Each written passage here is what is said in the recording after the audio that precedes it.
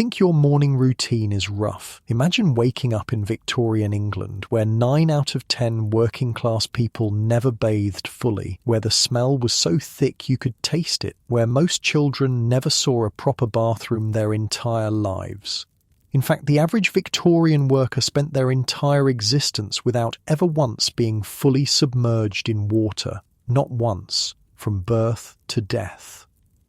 People always imagine Victorian England as all fancy dresses and proper tea parties, but the reality was far more brutal than anything you've seen in period dramas. Over 80% of Victorians lived in conditions we'd consider absolute poverty today, and yet somehow they built the most powerful empire the world had ever seen. Tonight, we're going to experience what daily life was actually like for ordinary Victorians, the people history books tend to forget.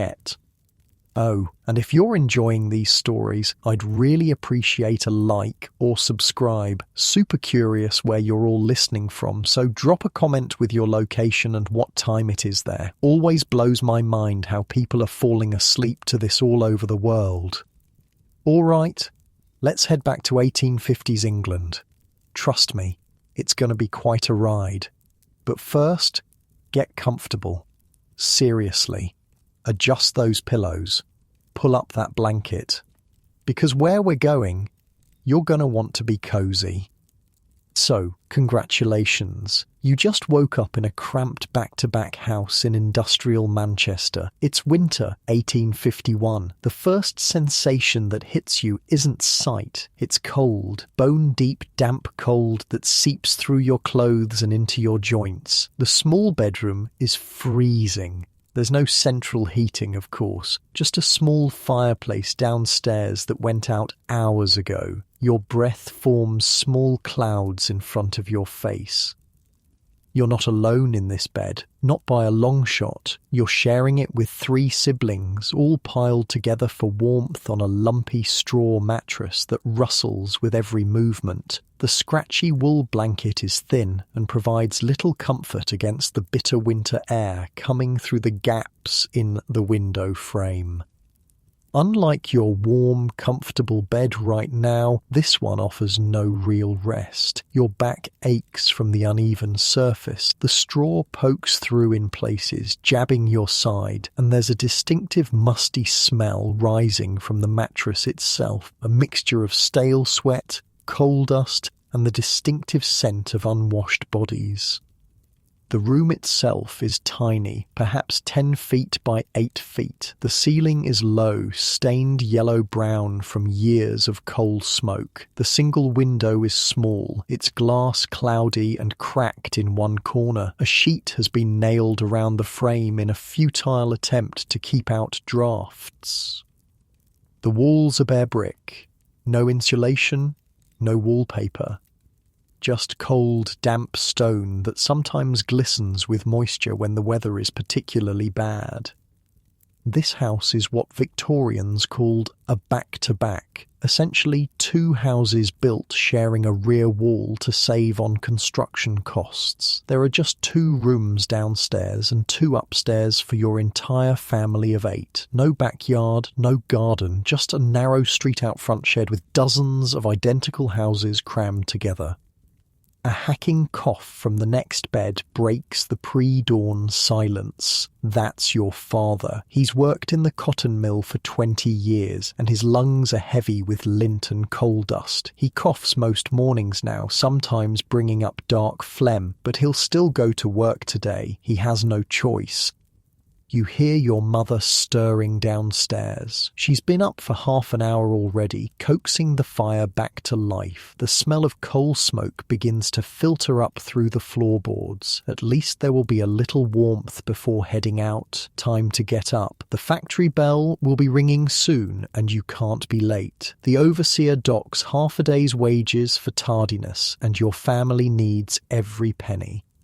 The wooden floor is ice cold against your bare feet as you slip out from under the blanket. Your siblings stir but don't wake fully. The youngest 2 don't work yet. They're only 4 and 6, but your 12-year-old brother will be up soon to join you at the mill.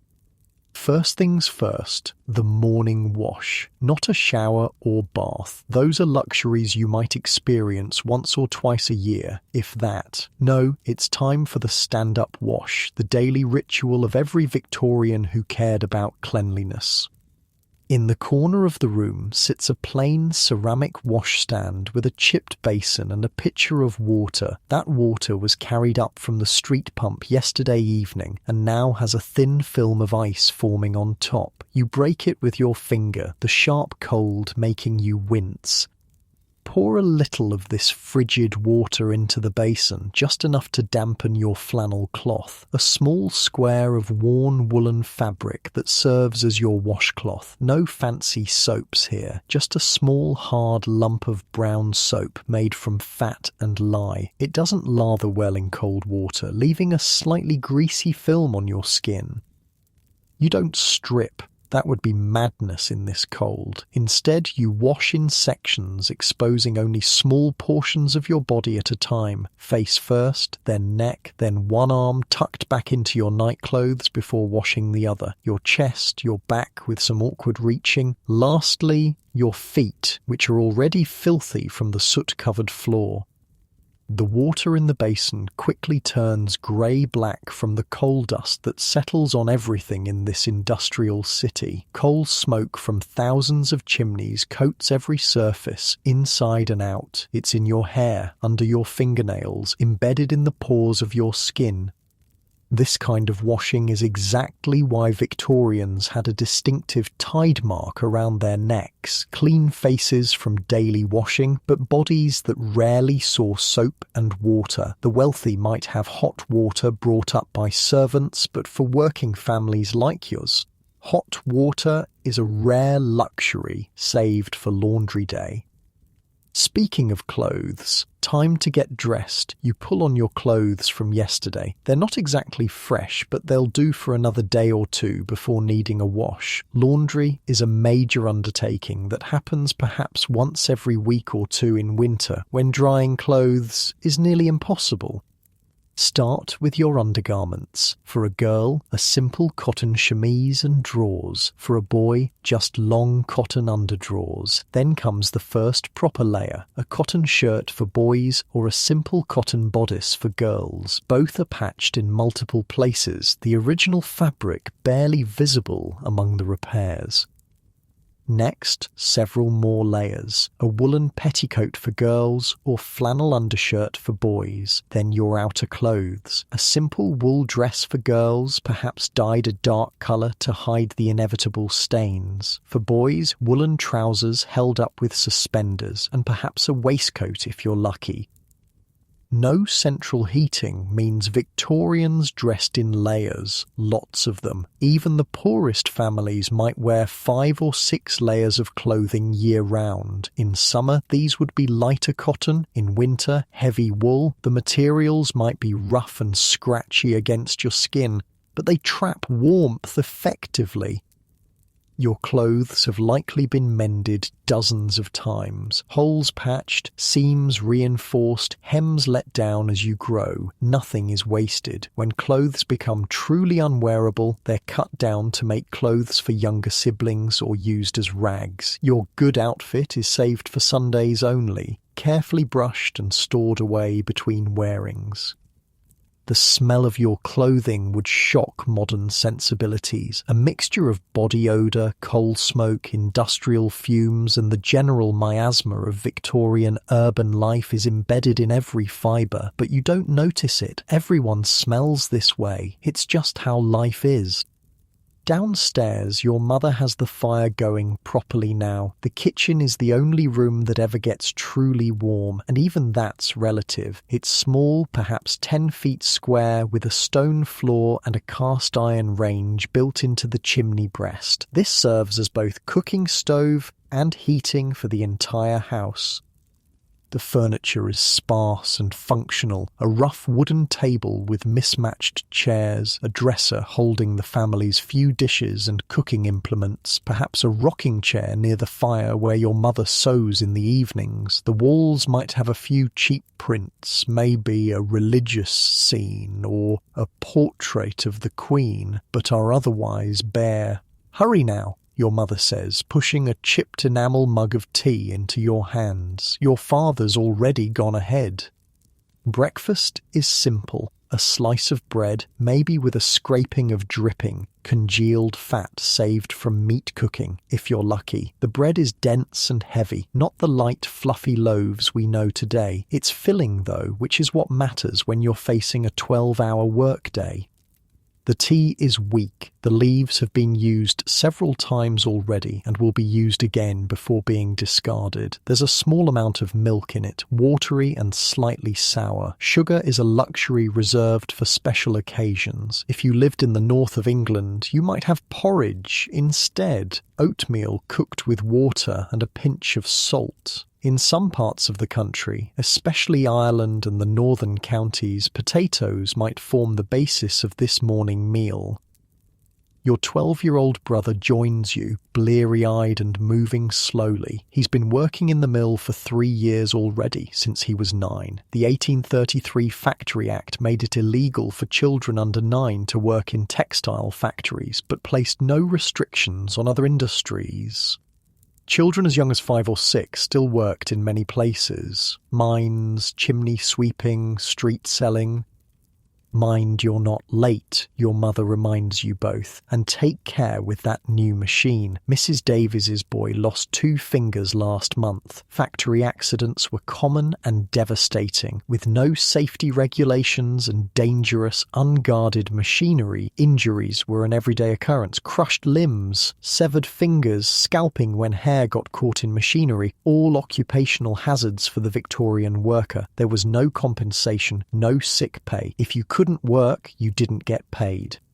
Outside, the street is already busy despite the early hour. The narrow cobbled lane between the rows of back-to-back houses is shared by everyone. Children play, women hang what laundry they can on lines strung between buildings, men smoke pipes in doorways on their rare days off. The air is thick with coal smoke. Manchester, like all industrial cities, exists under a perpetual grey pall. On bad days, the smoke mixes with fog to create the infamous pea soupers, smogs so thick you can barely see your hand in front of your face. The smell is acrid and inescapable, burning your nose and throat. Underfoot, the street is filthy. Human waste, animal dung, food scraps, industrial discharge all mix in the gutters that run down the centre of the street. In many poor areas, proper sewage systems don't exist yet. Instead, waste flows in open channels to the nearest river, which itself becomes little more than an open sewer. The privies, outdoor toilets, are located at the end of the street. They're shared among several families, simple wooden structures over deep pits. The smell is appalling, especially in summer. Disease spreads easily in these conditions. Cholera, typhoid, dysentery. Victorian cities were breeding grounds for illness. As you make your way through the streets toward the looming factory buildings, you pass other workers heading the same way, men with cloth caps pulled low, women with shawls wrapped tightly around their shoulders, children stumbling along half asleep, all moving with the same purpose: to reach work before the bell rings. The factories dominate the skyline, massive brick buildings with tall chimneys belching black smoke. The cotton mills of Manchester, the ironworks of Birmingham, the shipyards of Glasgow. These were the engines of Victorian industry, and they consumed human lives as readily as they consumed coal. Your stomach tightens as you approach the gates. Another day of deafening noise, choking dust, dangerous machinery, and watchful overseers. 12 hours of monotonous, exhausting work for pennies a day. But you go in. Everyone does. This is life for the ordinary Victorian. This is the reality behind the lace and finery of the period dramas. This is how most people lived during the height of the British Empire. And as difficult as it seems, this is actually an improvement over what came before. At least now, younger children are protected from factory work. At least now, there are some limits on working hours. At least now, reform is beginning to happen. The factory bell rings, calling workers to their stations. You hurry through the gates, your brother at your side. The massive doors swing open, belching hot air and the cacophony of machinery. Another day begins in Victorian England. The roar of the machines swallows you whole as you step inside. The floor vibrates beneath your feet, a constant tremor that you feel in your bones after years of working here. The air is thick with cotton fibres that dance in the shafts of weak light coming through the high windows. These same fibres will lodge in your lungs over time, causing the persistent cough so common among textile workers. Hundreds of power looms stretch in rows as far as you can see, each one tended by a worker, many of them women and children. The noise is so overwhelming that workers develop a form of sign language to communicate on the factory floor. After years here, many textile workers suffer hearing loss. You make your way to your assigned station, your fingers already working automatically, preparing for the familiar motions they'll repeat thousands of times today. The overseer watches from his elevated platform, ready to note any slacking or mistakes. Talking is discouraged. Breaks are few. The factory floor stretches before you like an endless mechanical wilderness. Hundreds of looms clatter in mind-numbing synchrony, each vibration travelling through the floorboards and up into your body. The sound isn't just heard, it's felt, a physical presence that pounds against your eardrums and resonates in your chest cavity with every beat of your heart. This isn't just noise, it's a full sensory assault. The cotton fibres suspended in the air catch the weak morning light filtering through the high windows. They dance and swirl with every movement, creating ghostly patterns that would be beautiful if they weren't slowly killing everyone who breathes them in. Cotton lung, they call it. After 10 years here, workers cough up phlegm flecked with cotton and blood. You make your way to your assigned position, weaving between the massive iron machines. Each weighs several tons, bolted directly to the wooden floor. There are no safety guards, no emergency stops, just raw mechanical power harnessed with minimal concern for the humans who tend them. The overseer spots you from his elevated platform and checks his pocket watch. You've arrived with barely a minute to spare. He makes a note in his ledger, but says nothing. You've avoided a fine today. Barely. The machines never stop. Not for 12 hours, not for accidents, not for anything but the most catastrophic mechanical failures. Production quotas must be met. The British Empire's insatiable appetite for textiles drives these mills day and night, and human considerations are secondary to output. Your job is simple but dangerous. As a piecer, you watch for broken threads and tie them back together to keep the looms running smoothly. It requires quick fingers, sharp eyes, and a willingness to reach into moving machinery hundreds of times a day. Most piecers are children or women. Their smaller hands make the work easier, and their lower wages make them attractive to mill owners. Your younger brother works as a scavenger, an even more dangerous position. His job is to crawl beneath the still running machines, sweeping up fallen cotton fibres. The floor under the looms is a nightmare landscape of spinning drive belts, exposed gears, and moving parts that can catch clothing, hair, or limbs in an instant. Children as young as 5 perform this task, their small bodies ideal for navigating the cramped spaces. You watch him duck beneath a loom, his thin body almost disappearing in the mechanical underworld. Your heart clenches momentarily, as it does every time he vanishes from sight. Not every child comes back out. You knew a girl once, Mary, who was scalped when her hair caught in an unguarded drive belt. She survived somehow, though her face was pulled so badly out of shape she couldn't close her eyes properly anymore. She still works in the spinning room. What choice did she have? Unlike your soft bed at home now, there's nowhere to rest here. Standing for 12 hours straight is mandatory. Sitting down, even for a moment, results in fines or dismissal. Your legs ache constantly, developing the characteristic factory leg, swollen ankles, and varicose veins from prolonged standing on hard floors. Many older workers develop permanently deformed feet and spines. The air grows hotter as the day advances. The machinery generates enormous heat and ventilation is poor. In summer, temperatures on the factory floor can reach over 90 degrees. Workers sometimes faint from the combination of heat, standing, and poor air quality. If you collapse, you're dragged aside until you recover, then expected to resume your position. Your wages are docked for the lost time. Cotton isn't the only industry with brutal conditions. In the mines of northern England and Wales, children as young as 4 work as trappers, sitting alone in pitch-black tunnels for 12 hours a day, opening and closing ventilation doors when they hear carts approaching. Others work as hurriers, dragging heavy carts of coal through tunnels too small for adults to navigate comfortably.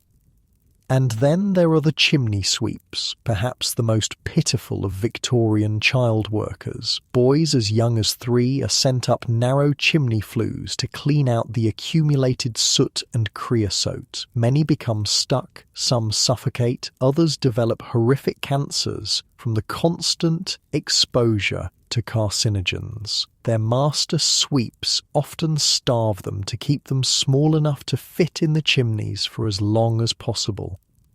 But here in the textile mill, you've learned to cope with your particular brand of industrial misery. Your fingers move automatically, finding and repairing broken threads with practiced precision. Your eyes constantly scan your assigned looms, watching for problems before they escalate. Your body sways slightly with the rhythm of the machines, a subconscious adaptation that reduces fatigue.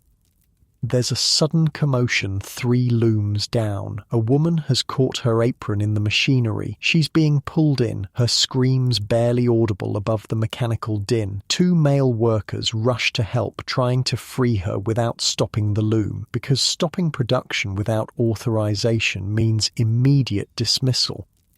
They manage to tear the apron, releasing her just before her body would have been crushed. She collapses, shaking but alive. The overseer arrives, surveys the scene with cold eyes, makes another note in his ledger. The woman will be fined for damaging materials and disrupting production.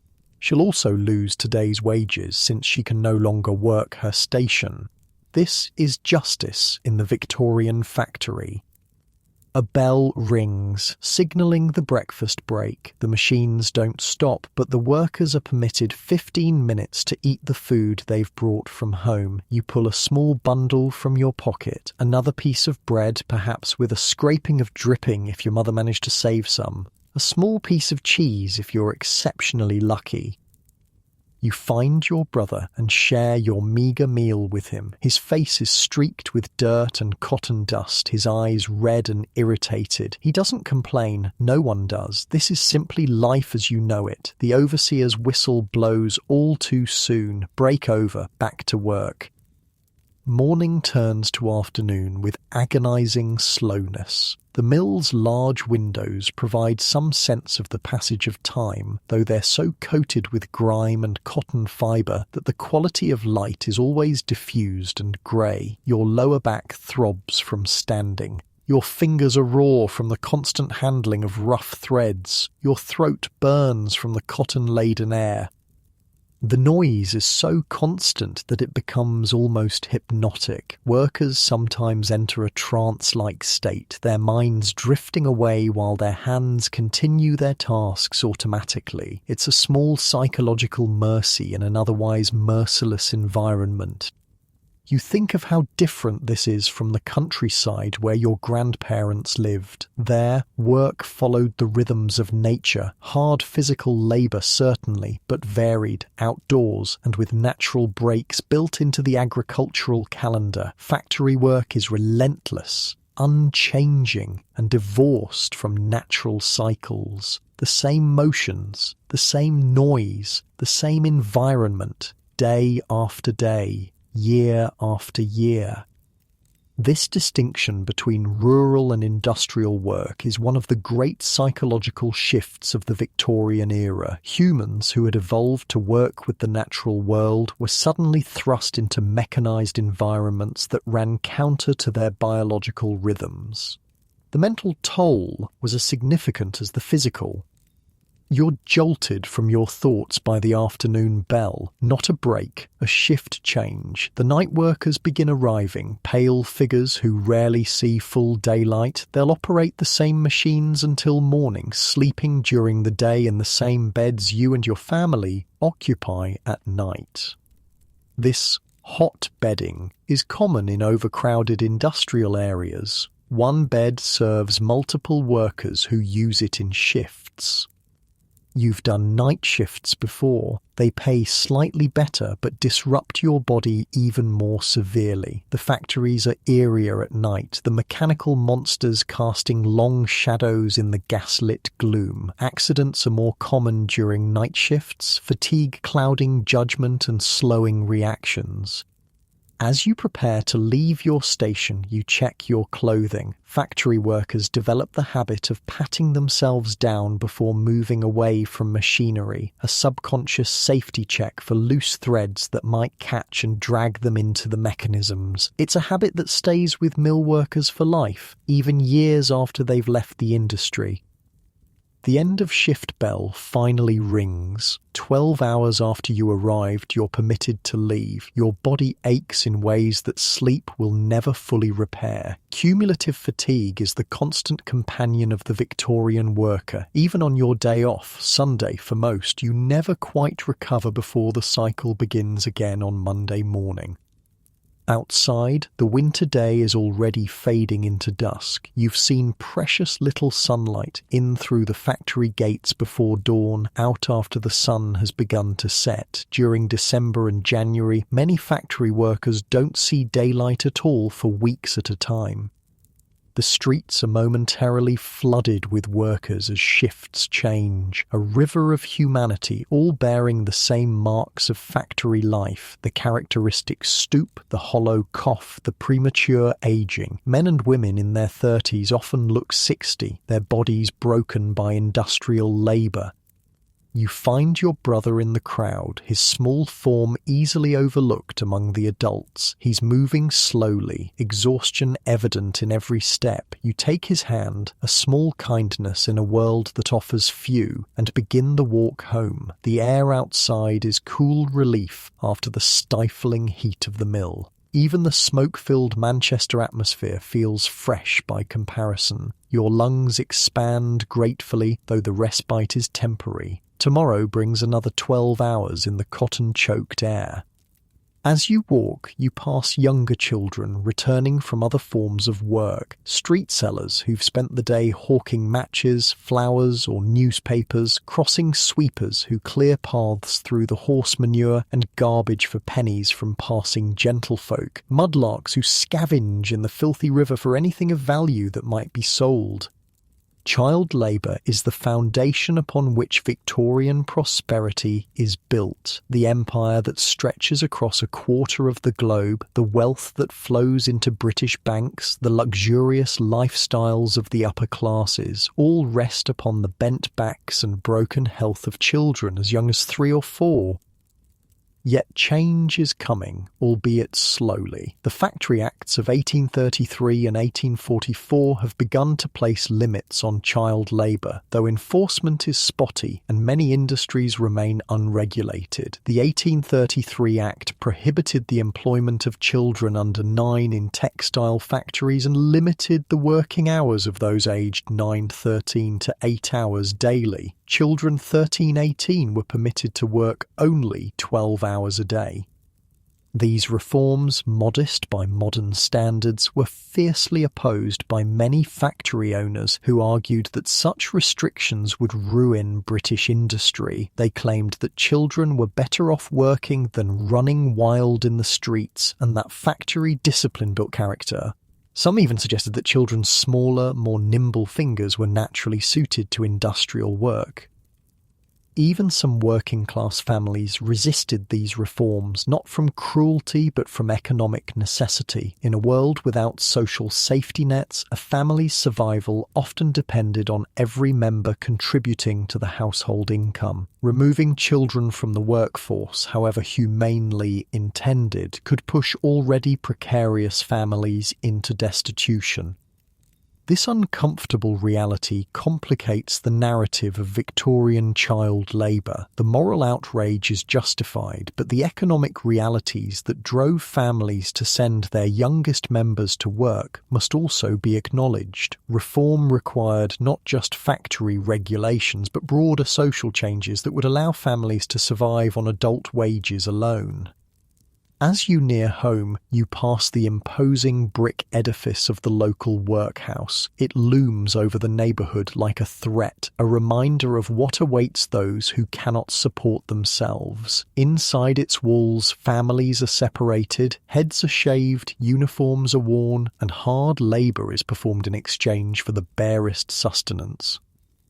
The 1834 Poor Law Amendment Act established this system, deliberately making workhouses as unpleasant as possible to discourage their use. The principle of less eligibility ensured that conditions inside were worse than those of the lowest paid worker outside. Only the truly desperate would choose the workhouse over any other option. You quicken your pace as you pass its shadow. Both you and your brother know that one serious accident, one extended illness, one economic downturn could land your family behind those dreaded walls. It's the Victorian worker's greatest fear, not death, but the workhouse.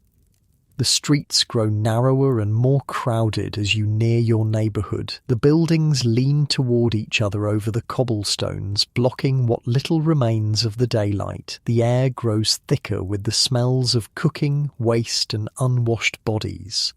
This is home, not comfortable by any standard, but familiar. You pass Mr. Jenkins, the costermonger, selling the last of his vegetables from a small handcart. He gives you a nod of recognition. His prices drop at the end of the day. Anything unsold will rot overnight. You stop to purchase a few slightly wilted greens and a potato with the few pennies you've kept from your wages. It will supplement tonight's meagre meal. Most of your earnings go directly to your parents for rent and household expenses. Perhaps a penny or two might be yours to keep. A fortune from a child's perspective, enough for small luxuries like a piece of hard candy or admission to a magic lantern show on rare occasions. The economy of Victorian Britain operates on pennies for the working class. A factory child might earn 3 or 4 shillings a week, perhaps 48 pennies for 72 hours of labour. From this must come food, shelter, clothing and fuel. Saving is nearly impossible, which means injury or illness can rapidly lead to catastrophe. You turn down your street, the familiarity of its sights and sounds oddly comforting after the mechanical monotony of the factory. Mrs. O'Brien is hanging washing on a line strung between buildings. The Dawson children are playing with a hoop and stick in the narrow lane. Old Mr. Simmons sits by his door, smoking his pipe, his rheumatism too painful for him to work any more. His children support him, keeping him from the workhouse through their combined wages. This is community, the invisible support network that makes survival possible in Victorian working-class neighbourhoods. Neighbours watch each other's children, share what little they have in times of crisis, and offer the emotional sustenance that makes their difficult lives bearable. Without this mutual aid, far more would fall into destitution. You reach your door, pushing it open to find the welcome warmth of the kitchen. Your mother is already preparing the evening meal, making a thin soup from yesterday's beef bone, the vegetables you've just purchased, and a handful of barley. It will be stretched to feed all 8 family members, with perhaps a little left for tomorrow's breakfast. Your father sits by the fire, his face grey with exhaustion. He's been coughing more today, he tells your mother. Not enough to stay home. The family can't afford to lose his wages, but enough to worry. Tuberculosis, pneumonia, bronchitis, all are common among factory workers and all can be deadly. You take off your outer clothes, hanging them carefully by the fire to air out overnight. The cotton dust clings to everything, embedding itself in the fibres. Your mother will brush your clothes vigorously before you put them on again tomorrow, removing as much of the lint as possible. Still, over time, the cotton becomes part of the fabric itself, just as it becomes part of your lungs. Your younger siblings return from their day at the dame's school, a cheap form of education where an older woman teaches basic reading and perhaps some simple arithmetic to neighbourhood children for a few pennies a week. It's all the education most working-class children will ever receive, and even this is a luxury many families cannot afford.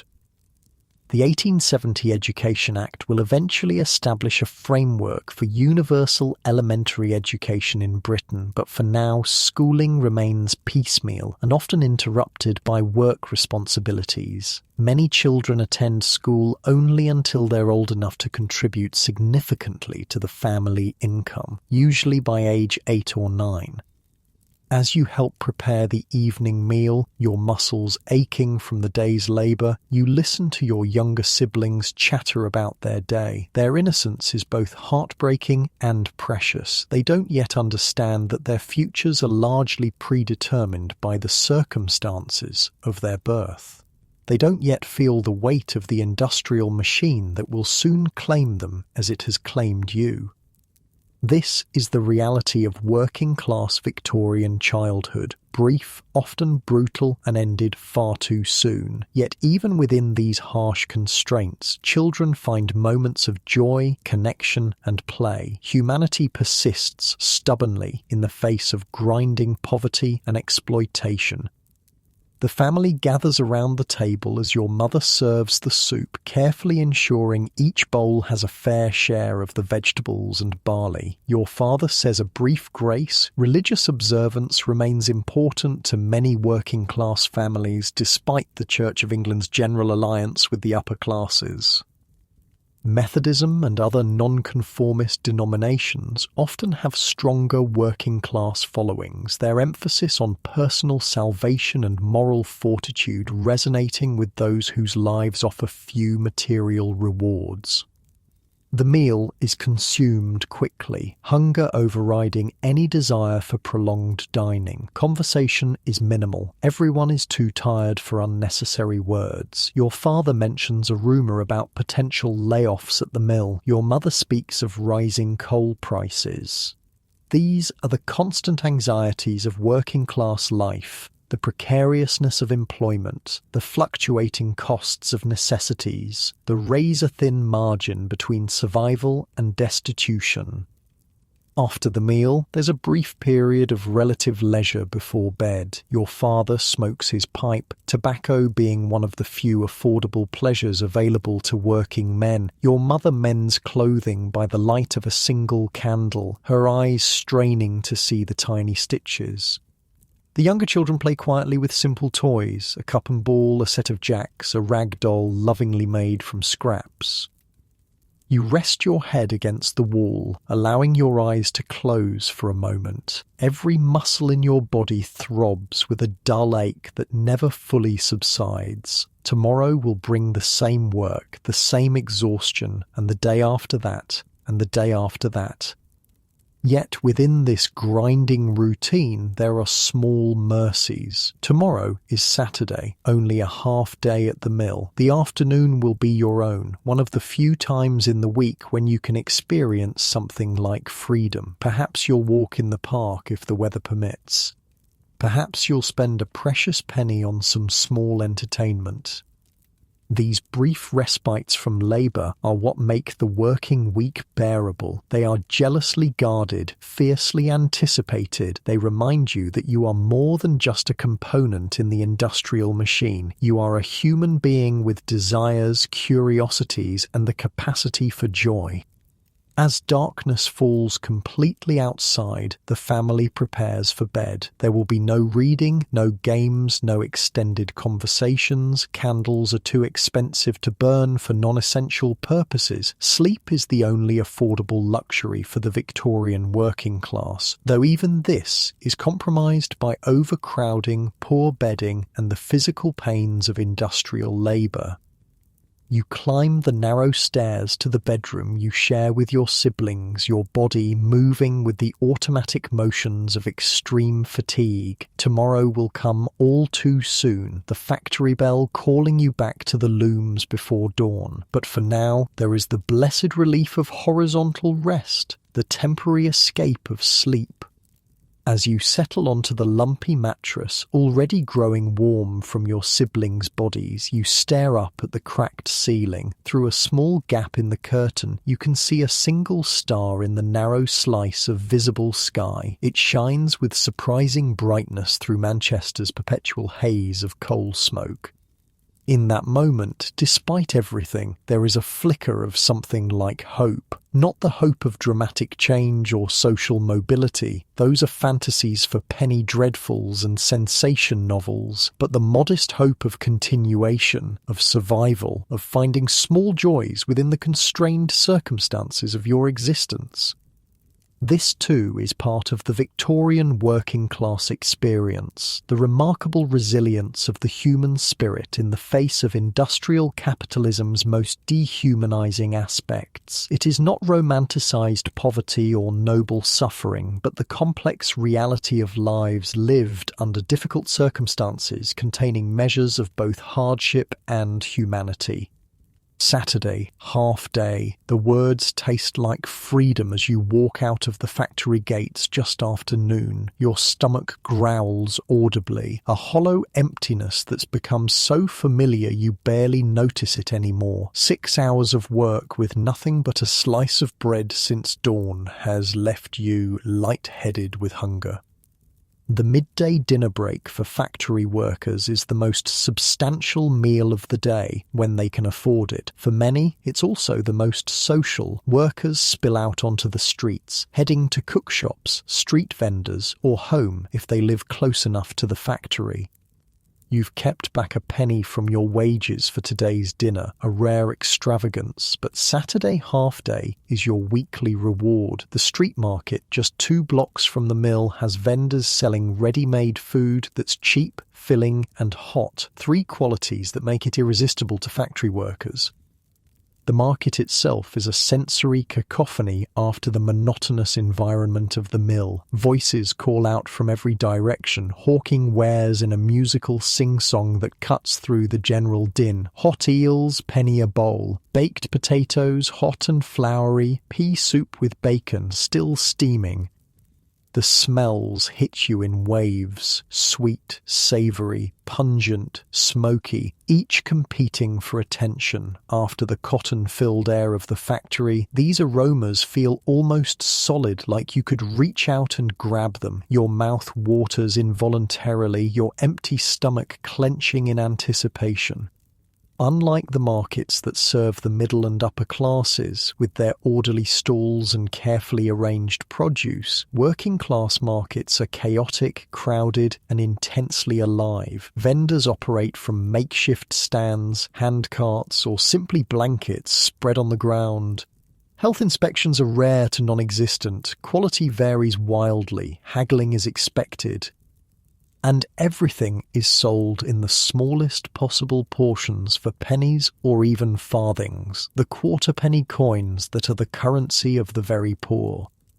You weave through the crowd, considering your options. A penny can buy a substantial meal here if you choose wisely. Hot pea soup with a chunk of bread, a large baked potato with a scraping of dripping, a small pie filled with questionable meat but undeniably satisfying. Or perhaps the most iconic of Victorian street foods, the hot, jellied eels that are particularly popular in London's East End. You settle on the potato man, his cart surrounded by a small crowd. He has a fire burning in a metal container beneath his cart, the potatoes nestled in the hot ashes. When purchased, he retrieves one with tongs, cuts it open with a quick slice, adds a small pat of butter or beef, dripping if you can afford the extra halfpenny, and sprinkles it with salt. The result is simple but genuinely delicious, crisp skin giving way to fluffy, steaming interior.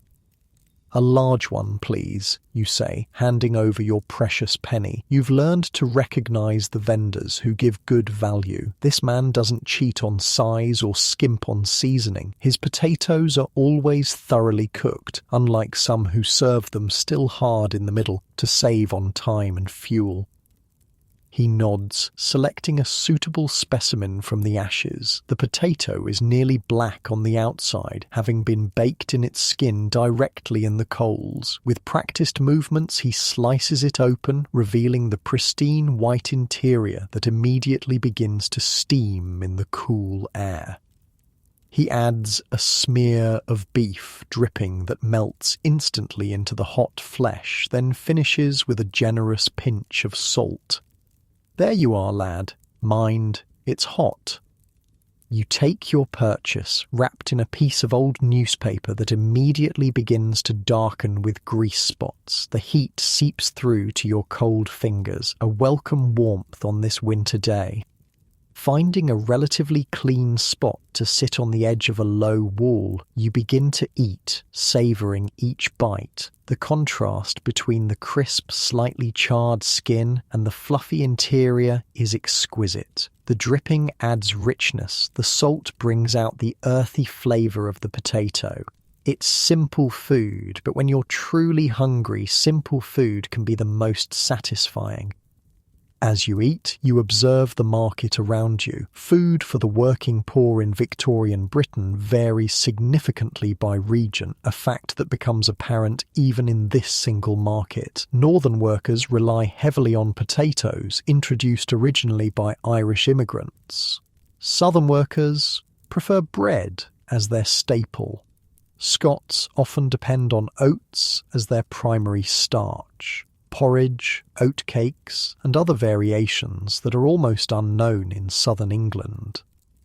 These regional differences reflect both cultural preferences and practical agriculture. Potatoes grow well in the north's cooler, wetter climate and provide more nutrition per acre than grain crops. Oats thrive in Scotland's harsh conditions where wheat struggles. The south, with its milder climate and extensive wheat fields, naturally favours bread.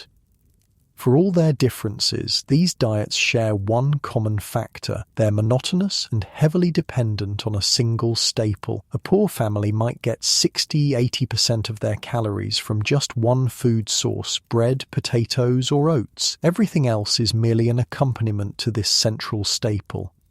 Across the market, a commotion erupts as a new vendor arrives with a handcart loaded with fish, the remnants of the morning's catch, sold off cheaply now that the best pieces have gone to restaurants and wealthy households. Fish is a crucial protein source for the urban poor, particularly in coastal areas.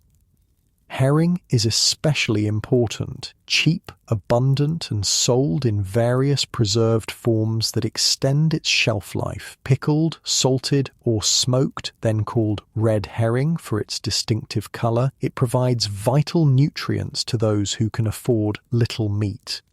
In London, eels from the Thames are another affordable option, though their popularity is declining as the river grows more polluted. You finish your potato, reluctantly consuming even the charred pieces of skin. No food is wasted in working-class households. Even potato peelings might be saved to add to soup stock or feed to a neighbour's rabbit, which will eventually become someone's dinner.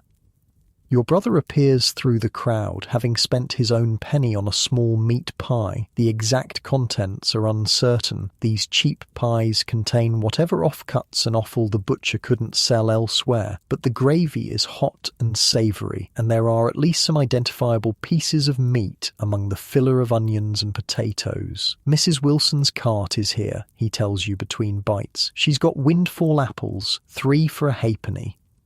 Windfall apples, those that have fallen from the tree before full ripening, are one of autumn's treasures for the working poor. Farmers sell them cheaply since they won't keep long, and they provide a rare taste of fresh fruit. By December, they're wrinkled and slightly soft, but still edible. You consider your remaining funds. You'd planned to save your other penny for tomorrow, but the thought of fresh fruit is tempting. You compromise, spending a halfpenny on 3 small bruised apples that you'll share with your younger siblings. Even this modest purchase is a luxury that many Victorian families cannot afford. The reality of Victorian nutrition is stark. While the wealthy enjoy abundant, varied diets with multiple courses at each meal, the poor subsist on what modern nutritionists would consider severely inadequate fare. Deficiency diseases are rampant, rickets from lack of vitamin D, scurvy from insufficient vitamin C, anemia from iron deficiency. Children grow up stunted, with weak bones and poor teeth. Adults age prematurely as their bodies break down from internal malnutrition as well as external labour. Yet there's a fascinating paradox here. Research suggests that in some ways the Victorian working-class diet, for all its monotony and insufficiency, contained elements that modern diets lack. Their bread was often wholemeal, providing more fibre and nutrients than today's refined white loaves. Seasonal vegetables, when available, were consumed immediately after harvest, preserving their nutritional value. Even the much-maligned cheap cuts of meat, ox cheek, pig's trotters, offal, contained valuable nutrients rarely found in the prime cuts preferred by modern consumers. You pocket your apples and begin walking with your brother toward home. The streets are busy with other workers enjoying their precious half-day of freedom. Some head to public houses, the heartbeat of working-class social life, though many wives stand at the entrances, intercepting husbands to ensure that at least some of the week's wages make it home rather than into the publican's till. Others browse shop windows, indulging in the Victorian equivalent of window shopping. Few can afford to purchase the items displayed, but looking costs nothing. Some stand in groups, simply talking, a luxury when work days typically run from 6 a.m. to 6 p.m., 6 days a week. As you walk, you pass a tea shop catering to factory workers. The smell of brewing tea wafts through its open door, along with the animated conversation of its patrons. Tea is the defining beverage of Victorian Britain, consumed in vast quantities by all social classes. What differs is the quality and how it's served. For the working class, tea is strong, heavily sweetened with sugar if they can afford it, and often reused multiple times to extract every possible bit of flavour from the leaves. It's served in large mugs or even directly from the pot, without the ceremony of fine china or silver strainers that characterises middle-class tea consumption. It's valued for its warmth, its slight caffeine buzz that helps workers through long shifts, and the brief moment of respite it provides. The importance of tea in working-class life cannot be overstated. It's often the first thing prepared in the morning and the last thing consumed at night. Families save for tea even when they can't afford adequate food. During the cotton famine of the 1860s, when many textile workers faced starvation due to mill closures, observers noted with surprise that many families continued to purchase tea even while cutting back on bread and potatoes. This isn't mere addiction or misplaced priorities. Tea provides psychological comfort in difficult circumstances. It offers warmth when coal is too expensive to heat homes adequately. Most importantly, it makes poor quality food more palatable and provides the illusion of fullness when actual food is scarce. Tea with sugar also provides quick calories and energy for those engaged in physical labour. You continue past the tea shop, though the aroma is tempting. Home is your destination, where your mother will have prepared something for the family's midday meal. Saturday is often the best meal of the week, coming right after Friday's payday, when the household budget is at its most generous. The streets grow more familiar as you near your neighbourhood. You pass the local baker's shop, now selling day-old bread at reduced prices. The smell of yeast and flour hangs in the air. Bread remains the single most important food item for most Victorian families, particularly in the south of England. The average working-class family might consume 50–60 pounds of bread weekly, an almost unimaginable amount by modern standards. A typical adult male might eat a pound or more daily, children somewhat less, but still far more than we would consider normal today. This bread differs significantly from modern commercial loaves. It's denser, chewier, and more substantial, what food historians call a standing crust bread that provides genuine satiety. For the poorest, it's often made with seconds flour that contains more of the bran and germ than white flour, making it more nutritious if less socially prestigious. Bread adulteration is a serious concern throughout the Victorian period. Unscrupulous bakers add chalk, alum, a mineral salt, bone meal, or even plaster of Paris to stretch their flour. These additions can cause serious digestive issues and contribute to malnutrition by inhibiting nutrient absorption. The working poor, unable to afford bread from reputable bakers, suffer the worst effects of these practices.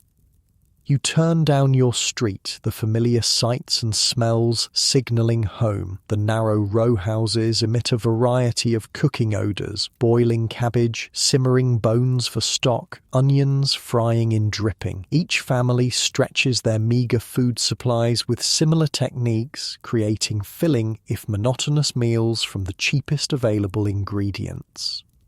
Entering your home, you find your mother at the small cast-iron range, stirring a pot of something that fills the room with a savoury aroma. Saturday's dinner is potato and onion soup with a ham bone providing flavour. The bone itself is a luxury, purchased from the butcher for a few pence.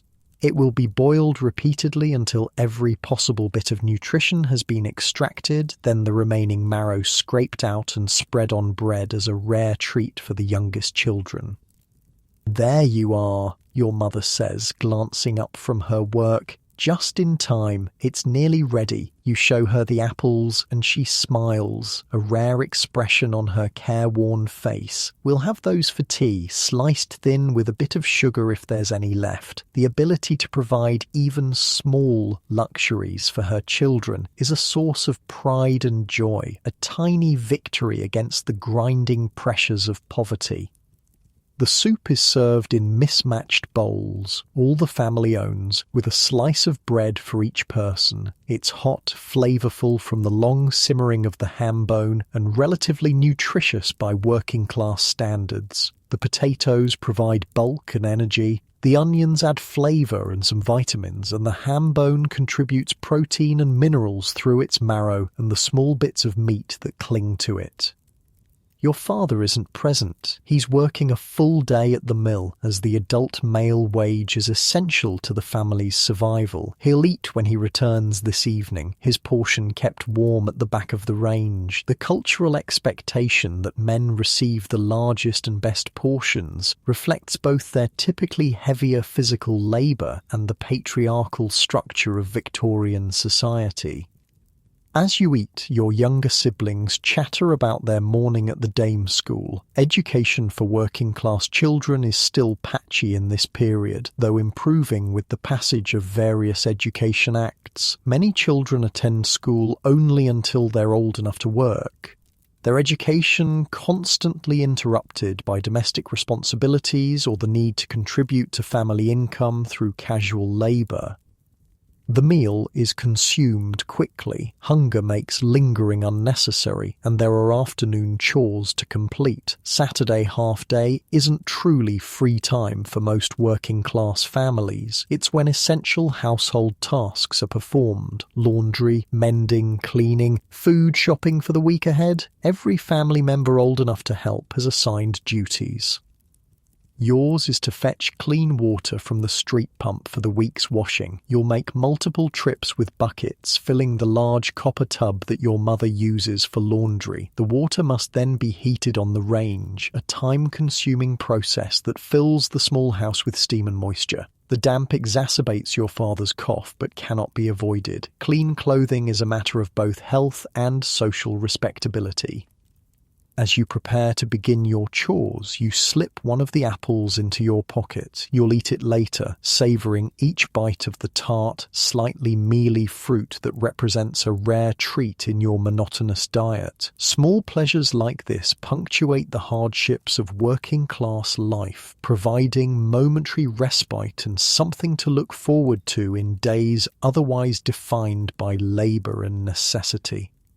The afternoon stretches ahead, filled with domestic work rather than factory labour, but work nonetheless. Sunday will bring its own rituals, church attendance for many families regardless of their material poverty, followed by the week's largest and most substantial meal if they can afford it. Then Monday returns, with its pre-dawn rising and the factory bell summoning workers back to their stations. This is the rhythm of working-class Victorian life, endless labour interspersed with brief periods of relative leisure, constant material deprivation occasionally relieved by small indulgences, physical hardship endured with remarkable resilience. It is not a romantic existence by any measure, but it is one that millions of ordinary people navigated with dignity, finding moments of community and even joy within severely constrained circumstances. You lift the empty water buckets, their weight nothing compared to what they'll be when filled. The street pump is 3 blocks away, meaning each round trip takes about 15 minutes, and you'll need to make at least 6 journeys to fill the wash tub. Your arms will ache by the end, but the work is necessary, and complaining serves no purpose. As you step outside, the weak winter sun breaks momentarily through Manchester's perpetual cloud of coal smoke, casting long shadows across the narrow street. The light catches the condensation on the windows of neighbouring houses, creating brief rainbows that shimmer and fade as you watch. Beauty exists even here, in this industrial landscape of brick and smoke. It's fleeting, easily overlooked, but present nonetheless, like the small moments of satisfaction and connection that make bearable the harsh realities of working-class Victorian life. Evening settles over the rows of terraced houses, shadows lengthening across narrow streets. Your arms ache from carrying water, but the laundry is finally done. Sheets and work clothes hanging on lines strung across the small kitchen, creating a damp canopy that will take hours to dry in the winter air. The house smells of wet wool and the carbolic soap your mother uses for washing, a harsh chemical scent that never quite leaves the fabrics or her cracked, reddened hands. Saturday evening brings a rare moment of collective exhale for working-class neighbourhoods. The week's labour is mostly complete. Sunday's church attendance is still hours away. This brief window between work and worship creates space for something almost resembling leisure. Though for most, true idleness remains an unaffordable luxury. Your father arrives home from his extended shift, his shoulders stooped with fatigue, coal dust embedded in the lines of his face. After eating his portion of the now tepid soup, he reaches into his pocket and places 3 coins on the table, a shilling and 2 pennies. This is the family's entertainment allowance for the week, the small sum set aside from his wages after rent, food, and necessities are accounted for. It's a ritual repeated in working-class homes across Britain each Saturday, this careful allocation of a few precious coins for recreation. For many families, the entire amount goes to the father for his Saturday night at the public house. In more temperate households like yours, it's divided. Some for father, some for mother. Perhaps a penny for older children, all carefully apportioned according to family custom and immediate needs. "I thought we might go out for a bit," your father says, the rare suggestion brightening the dimly lit room. "The Sheridans have their boy back from the Navy. They'll be singing at the Fox and Hound." Your mother looks up from her mending, weighing the proposal against the endless household tasks that always need attention, but even she recognizes the value of occasional sociability. "Just for an hour then," she concedes. "The little ones can come too. They should see James in his uniform before he ships out again." This casual suggestion, a family outing to the local pub, encapsulates a fundamental aspect of working-class Victorian social life. The public house wasn't merely a place for drinking, it was the community's living room, a rare space where working people could gather in relative comfort and warmth without the surveillance of employers or the moral scrutiny of middle-class reformers. Unlike your cramped home with its damp chill, the pub offers warmth, light, and companionship. For the price of a pint of beer, typically 2p, a working man could occupy a seat by the fire for hours, meet friends, exchange news, and momentarily escape the grinding pressures of industrial life. For many, it's the only space where they're treated with a measure of dignity rather than as mere components in the industrial machine.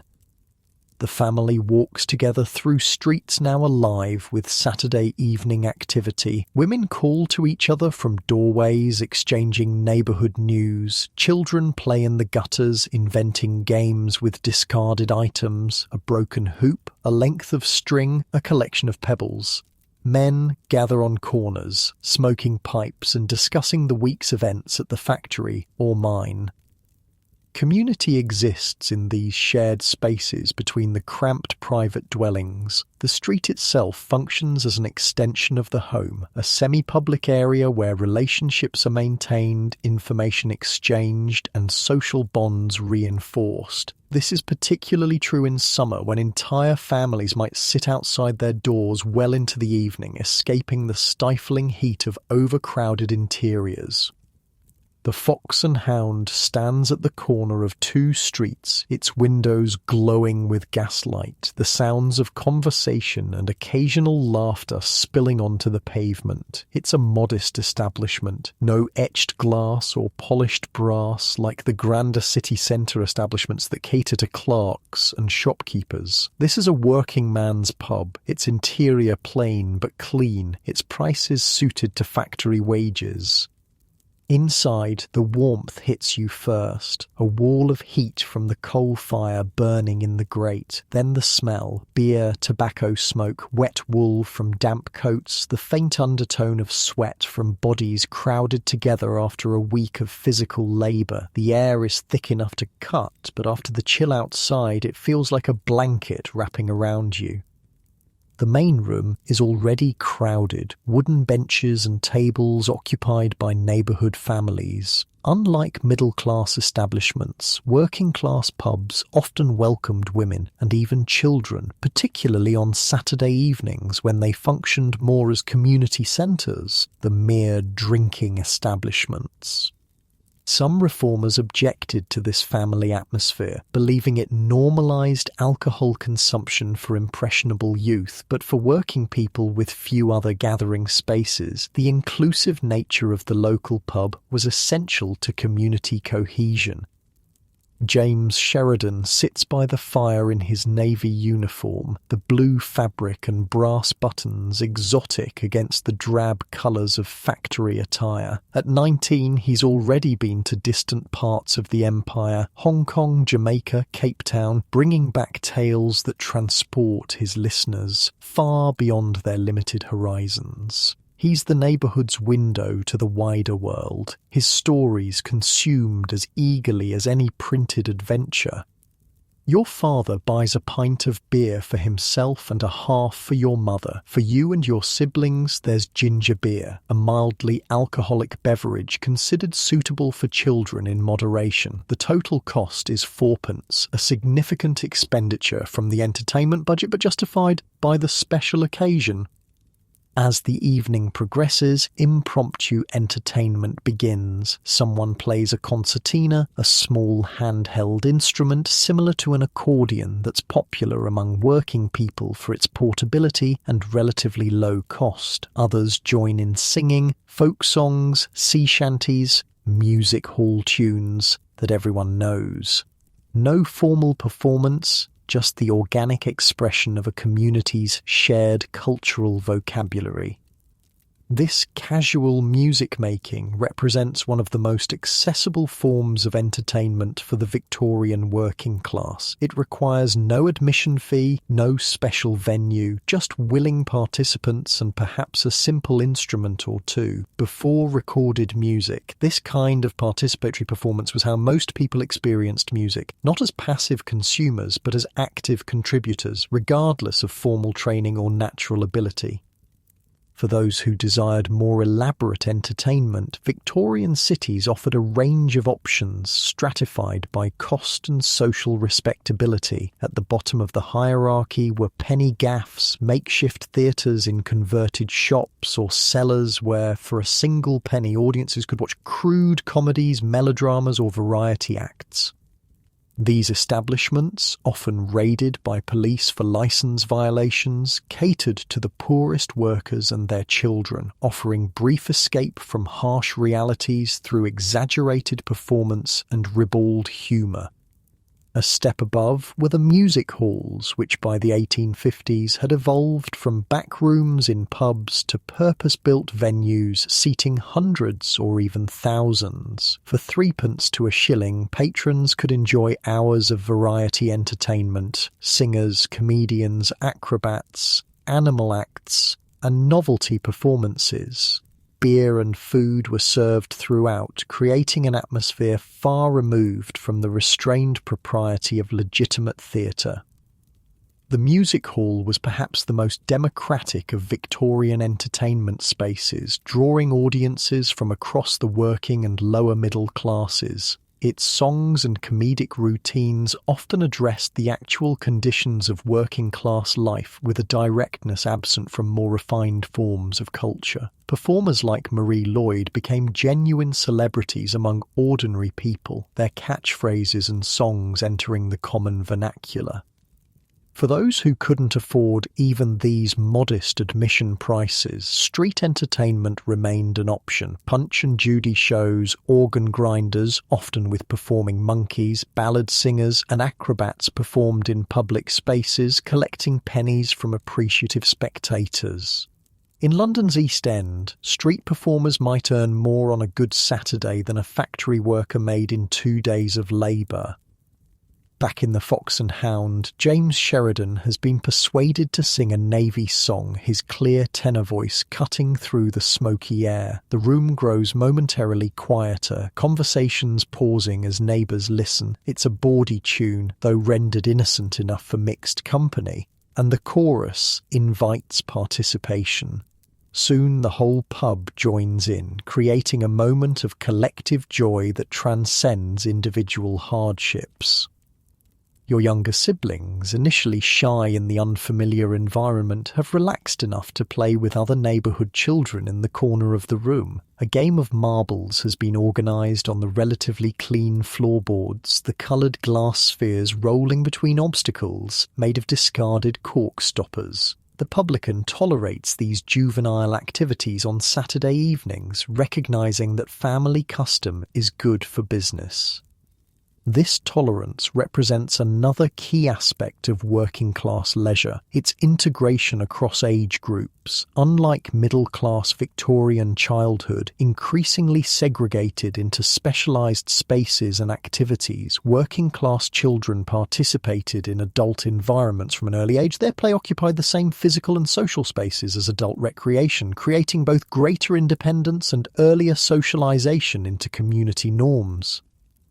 Your father engages in conversation with other mill workers, their discussion turning to the rumoured layoffs mentioned at dinner. Information exchange is another crucial function of the public house, allowing workers to share intelligence about working conditions, wage rates, and employment opportunities across different establishments. Before widespread literacy and affordable newspapers, this oral network was often the primary source of practical information for working people. Cartwright's is taking on spinners next week, offers one man, a valuable tip for anyone facing unemployment. Foreman's my wife's cousin. Put in a word for any of you, if needed. This casual offer exemplifies the mutual aid networks that sustained working-class communities through economic hardship. Without formal safety nets, working people relied on reciprocal relationships of support, job referrals, small loans, childcare assistance, shared resources during illness or unemployment. These networks, often centered around neighborhood, workplace, or kinship connections, provided crucial resilience in an economic system characterized by extreme precarity. More formalized versions of this mutual support existed in friendly societies and trade unions, which by mid-century enrolled millions of working-class members. For a weekly contribution of a few pence, these organizations provided sickness benefits, funeral expenses, and sometimes unemployment assistance to members, creating a rudimentary welfare system long before state provision. The financial discipline required for such contributions was significant given workers' limited resources, but the security they provided was valued enough to justify the sacrifice. Many working-class families prioritized friendly society dues even when struggling to afford adequate food. Recognizing that illness or death without such protection could push a marginally stable household into complete destitution. As the evening advances, the pub grows more crowded and rowdier. Your mother catches your father's eye, the silent communication of long-married couples indicating it's time to take the younger children home. Your father nods, finishing his second pint before gathering the family.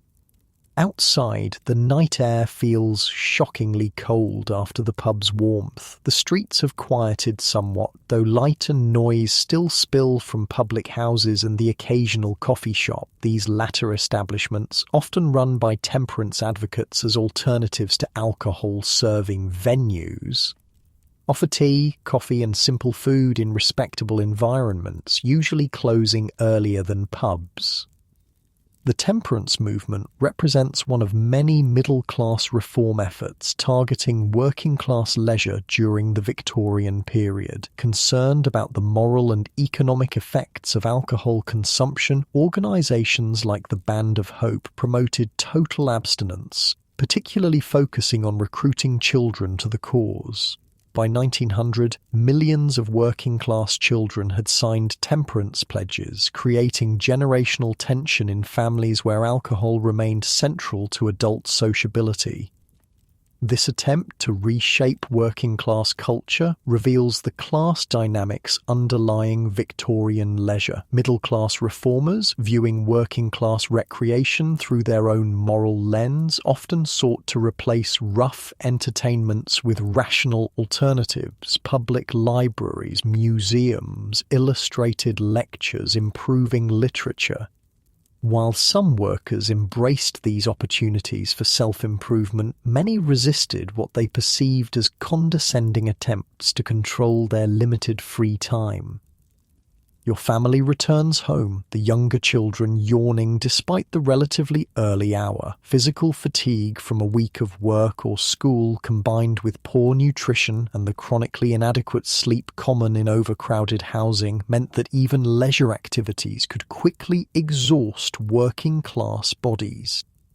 The house feels particularly cold after the pub's warmth. Your father builds up the fire one last time, using precious coal from the diminishing supply in the outhouse. Heat, like food, is carefully rationed in working-class homes, each shovelful of coal representing a significant expense in the weekly budget.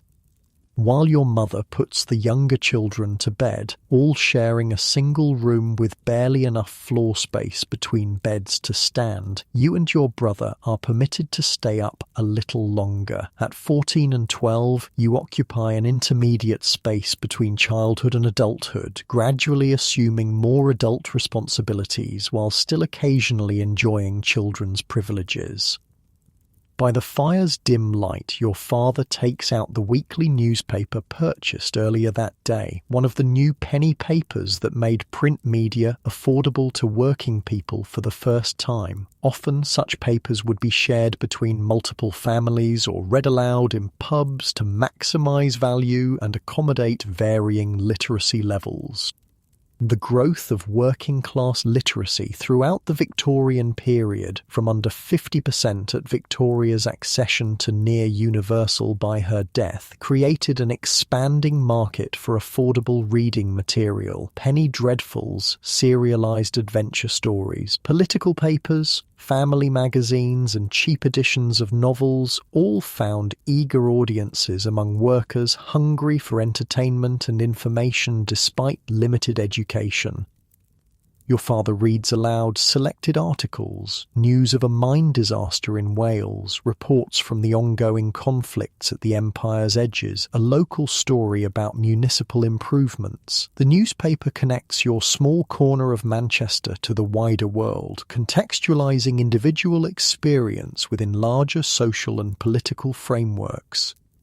This modest scene, a family gathered around a single newspaper extracting maximum value from a penny publication, exemplifies the resourcefulness with which working-class Victorians approached leisure. With severely constrained resources, they nevertheless created meaningful recreational experiences, adapting middle-class cultural forms to their own economic circumstances and social priorities. As the fire dies down, conversation dwindles. The physical toll of the working week asserts itself in aching muscles and heavy eyelids. Your father folds the newspaper carefully. It will line drawers or be used for kindling once everyone has read it, and gestures toward bed. Upstairs, the small bedroom you share with siblings is cold enough to see your breath. The sheets feel damp against your skin as you slide beneath them, your body heat gradually creating a small pocket of warmth in the otherwise frigid bed. Outside, the last pub-goers make their way home, their voices carrying clearly through thin walls and poorly fitted windows. Sleep comes quickly despite the discomfort, your body surrendering to exhaustion after a week of labour and today's domestic exertions. Tomorrow brings Sunday, church in the morning for many families, regardless of weather or weariness, followed by the week's most substantial meal if finances permit. Then the brief respite ends and Monday returns with its pre-dawn rising and the factory bell's summons. This is the rhythm of working-class Victorian life. 6 days of labour punctuated by brief periods of communal recreation, physical hardship occasionally relieved by simple pleasures, material deprivation endured within networks of mutual support. It is not a romantic existence by any measure, but it is one that millions of ordinary people navigated with remarkable resilience, finding meaning and moments of joy within severely constrained circumstances. As you drift towards sleep, the sounds of the neighborhood fade. The weight of the blankets and siblings' bodies creates a cocoon of relative comfort within the broader discomfort of working-class existence. Tomorrow will bring its own challenges and small consolations. For now, there is the blessed relief of rest, the temporary escape of sleep after a day that contained, alongside its hardships, genuine moments of community and connection. Sunday night unfolds across the cramped bedroom, darkness settling into corners where the single candle's light cannot reach. Tomorrow brings another week of labour, another 6 days of dawn to dusk toil, but for now there is this moment of relative stillness, this brief interval between one week's end and another's beginning. Sleep in Victorian working-class homes bears little resemblance to our modern experience. There are no individual bedrooms, no private spaces for rest and reflection. Instead, family members sleep in shared beds, bodies pressed together for warmth and by necessity. A household of 8 might have only 2 beds total, with parents and youngest children in one, older siblings in another. You lie on your side, the position determined by practicality rather than preference. 4 children in a bed designed for 2 means sleeping top and tail, 2 heads at one end, 2 at the other, and always on your side to minimize the space each body occupies. Movement during sleep is severely constrained. Turn too vigorously and you might push a sibling onto the cold floor. The mattress beneath you is stuffed with straw, perhaps with a thin layer of horsehair on top. If your family is marginally better off, it rustles with every slight movement, the dried plant material gradually breaking down into dust that irritates nose and lungs. Unlike modern mattresses designed for support and comfort, these are merely marginally softer platforms than the bare floor, offering minimal cushioning for bodies already aching from labour. Bedding consists of heavy blankets, often pieced together from worn clothing or other textile scraps. The weight provides warmth but little softness. Sheets, when present, are coarse cotton or rough linen, infrequently washed due to the labour involved in laundry. In the coldest winter months, it's not uncommon to sleep partially clothed, perhaps removing only outer garments while keeping on nightshirts, stockings, even caps to preserve precious body heat.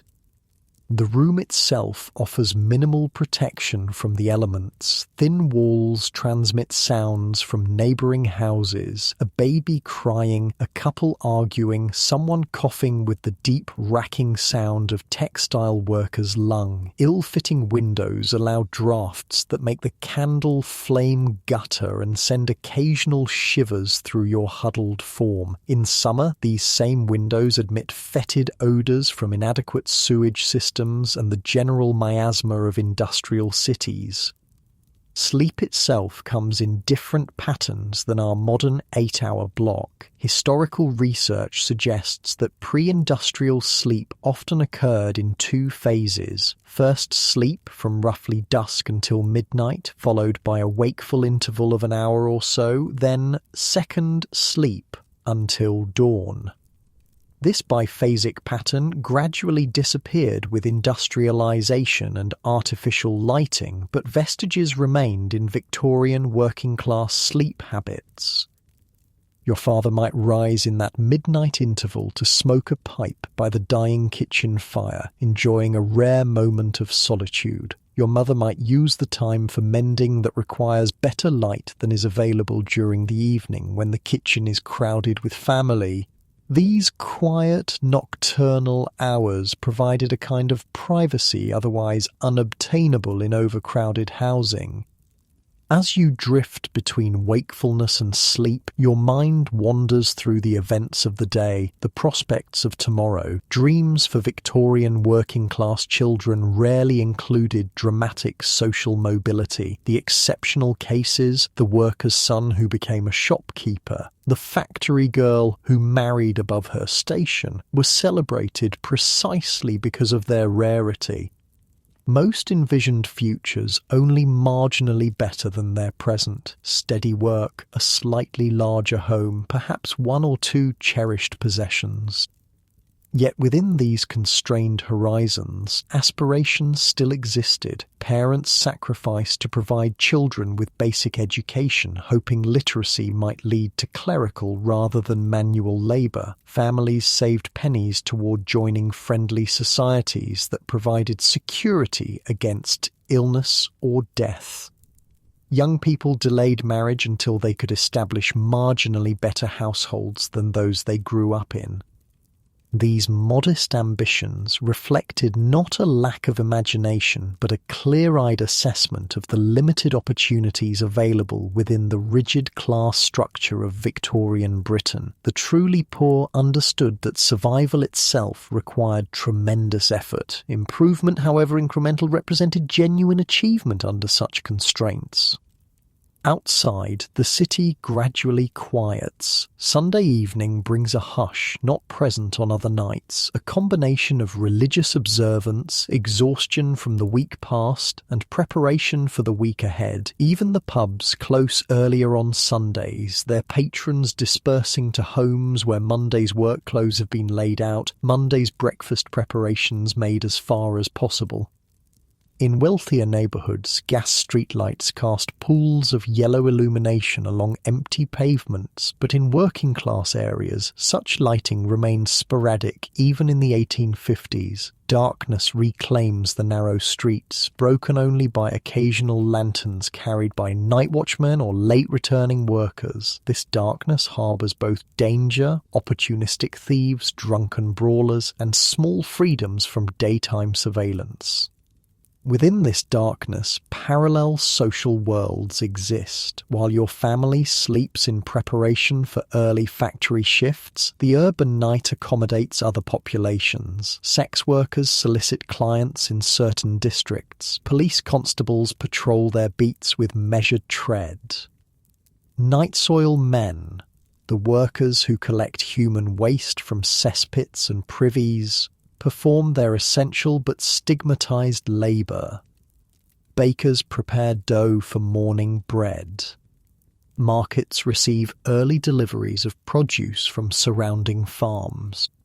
This nocturnal economy ensures that the industrial city functions through all hours, its human components working in shifts like parts of a vast machine. The factory system may dominate daytime labor, but night work, often more dangerous and worse paid, keeps the urban infrastructure operational around the clock. In your narrow bed, sleep comes in fits and starts. The unfamiliar presence of all family members, father home from the pub, mother not engaged in household tasks, creates a different energy than weeknights. Your brother's elbow digs into your ribs with each breath. Your younger sister murmurs in her sleep beside you. The cold air forms small clouds with each exhale. Yet there is security in this proximity, this shared experience of rest. The family unit, for all its internal tensions and power dynamics, provides the primary buffer against the harshest aspects of industrial capitalism. Within its boundaries, resources are pooled, care is exchanged, identities are formed. For working-class Victorians, family represents both constraint, additional mouths to feed, bodies to clothe, and protection against complete vulnerability to market forces.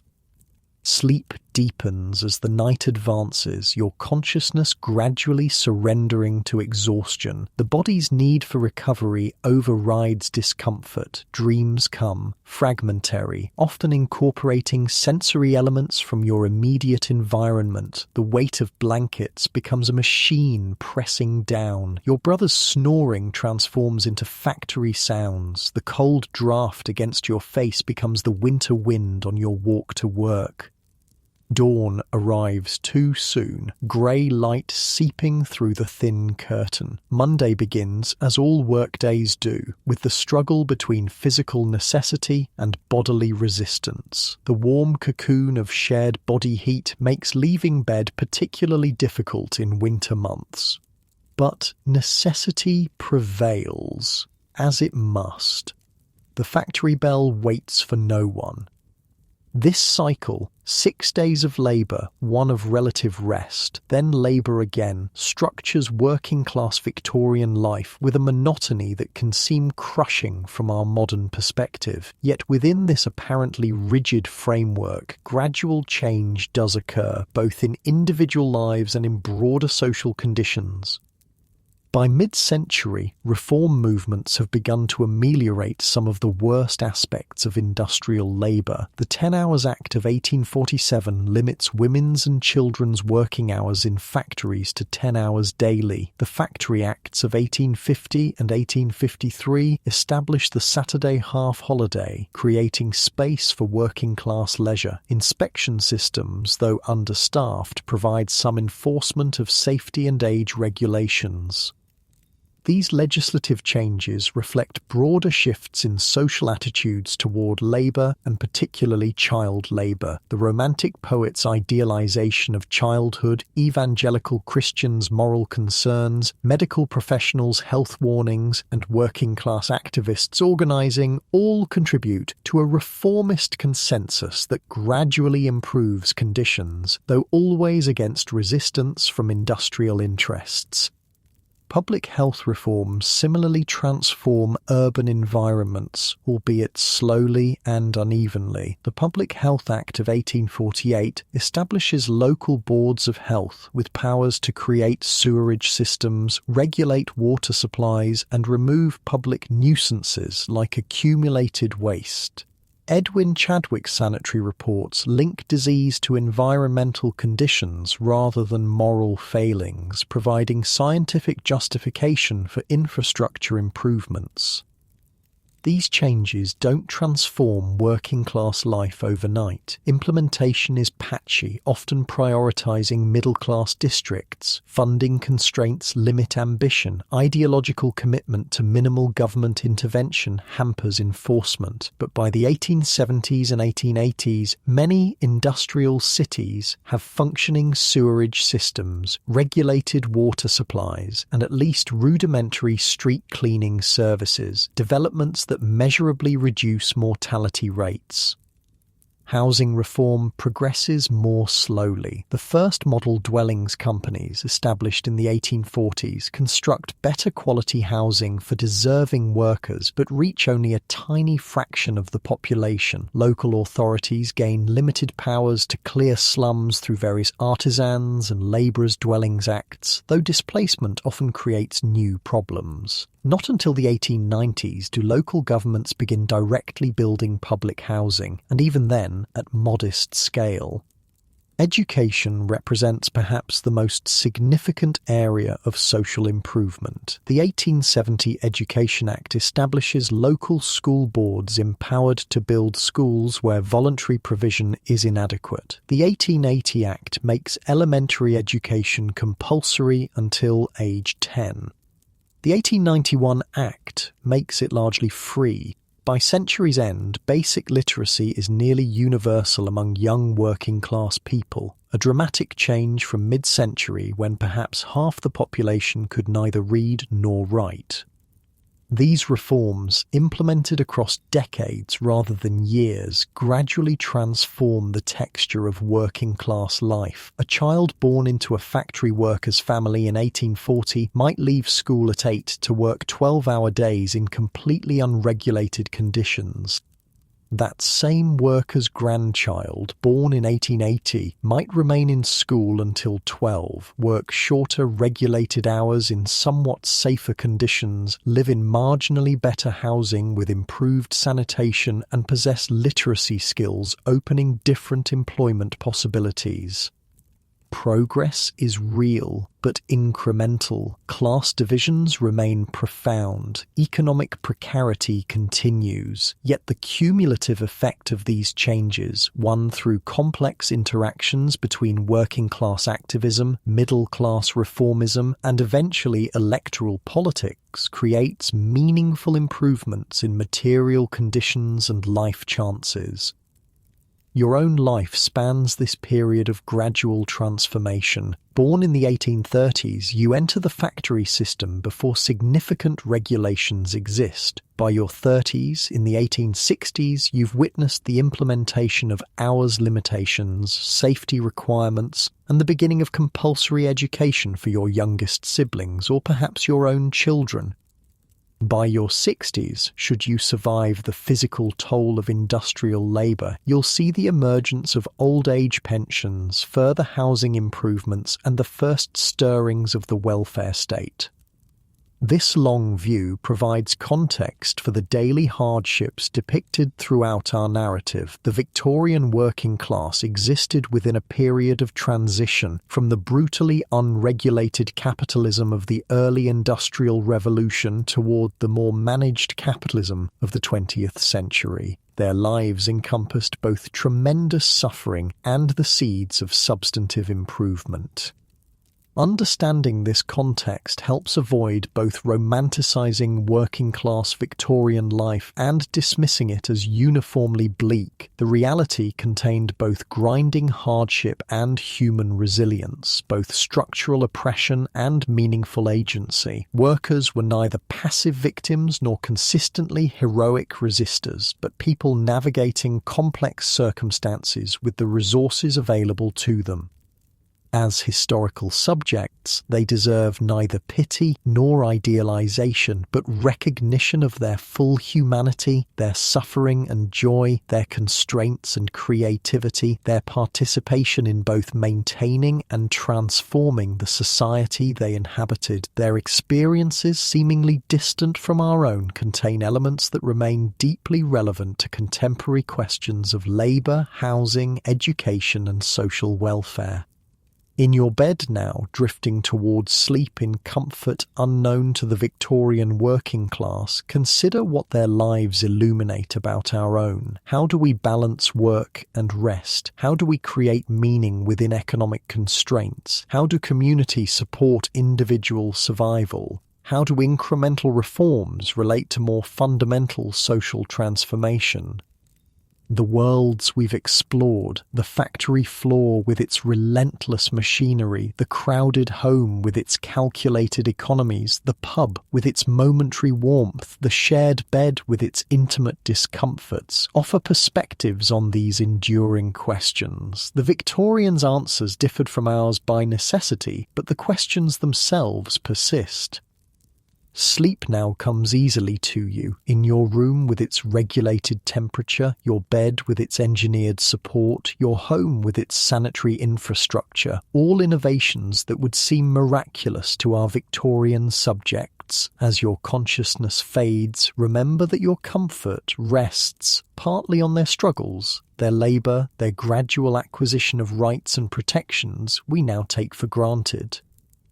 The darkness deepens outside your window, so different from the smoky darkness of industrial Manchester. The silence wraps around you, unmarred by factory sounds or neighbours' proximity. Your body relaxes completely, free from the aches of physical labour and the tension of economic precarity. Your breath slows, regular and easy in lungs never exposed to cotton dust or coal smoke.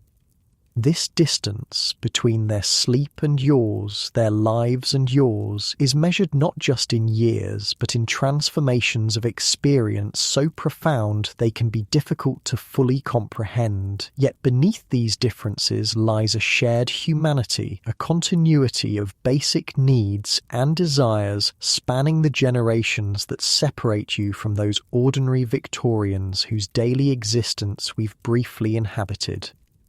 Their world has passed, but elements of it persist in the physical infrastructure of our cities, in the social institutions they helped create, in the ongoing negotiations between capital and labour, in the persistent questions of how societies should balance individual liberty and collective welfare. We are not them, but neither are we entirely separate from them. Their struggles echo in our present, their achievements underpin our lives.